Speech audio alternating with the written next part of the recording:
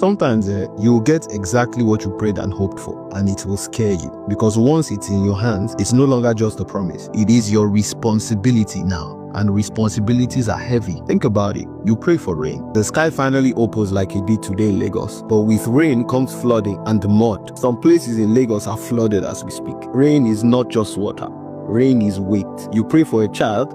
The joy of holding a newborn quickly turns to sleepless nights, and subsequently the fear of failing someone who depends on you completely. You pray for opportunities, the call finally comes, and now you realize that the spotlight that once excited you from afar is about to expose you. Honestly, I see answered prayers like fire. They give you light, but they also demand management and stewardship. In fact, you know what I believe? I believe that the hardest part is not actually waiting for the blessing. Now, you don't have to agree with me, but I believe that receiving the blessing is even harder. Waiting for it only tests your patience, but having it tests for your capacity. And to build capacity, incredibly difficult. Do you know that the true measure of stewardship is not maintenance? The true measure of stewardship is multiplication. In the parable of the talents, the guy who maintained and preserved his one talent was called wicked because he didn't multiply it. A blessing without the commensurate capacity to handle it will eventually become a burden. What people think they fear is failure, but they don't realize that what they really fear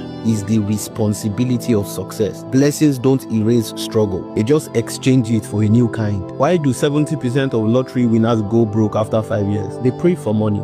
They got it. Getting it then required that they built the capacity to manage and steward it, and they failed at it. So here's what I believe. The real miracle is not that God gave you what you asked for. It is that He held it back until you grew strong enough to carry it. Because when it comes to prayer, the only thing that they can do in heaven is answer it. But the management of that answered prayer, you will do it here. Hopefully, when the heavens play their part, you'll play yours. In fact, the wise play their part before the heavens open.